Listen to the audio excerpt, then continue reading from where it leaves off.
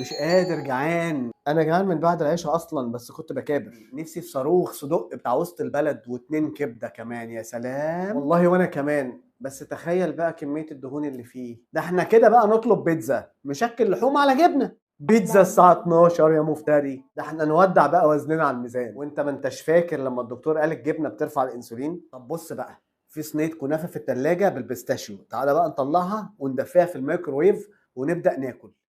بالبيستاشيو دي وسعت منك قوي، كنافة وسكر ودهون. ده احنا هنروح في سكتين ملهمش تالت، سكر عالي وضغط مرتفع.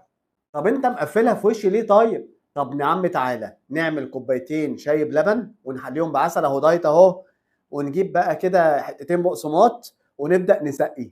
ايه رأيك؟ يا نهاري، شاي بلبن بسكر او عسل؟ انت ناسي ان السكر ده هيرفع لنا مستوى السكر، والكافيين هيسهرنا واحنا عندنا شغل الصبح. يا عم انت زهقتني وياك. انا يا عم هقوم اطبخ حلة مكرونة كده واحط عليها سمنة بلدي او دهون صحية اهو. صحية، مش الدكاترة بتقول السمنة البلدي كويسة؟ خلاص بقى بطل تهريج. فاكر الدكتور كان بيقول لنا ايه لما بنجوع بالليل؟ سمع معايا.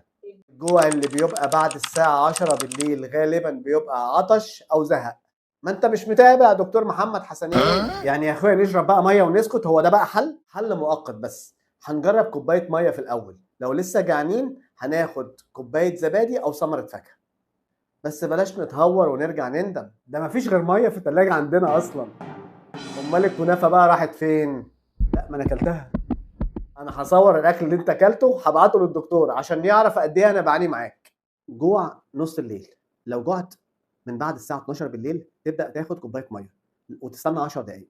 لو الجوع اختفى يبقى ده كان عطش. لو لسه بقى جعان نختار بقى شيء خفيف، نبدا بزبديه.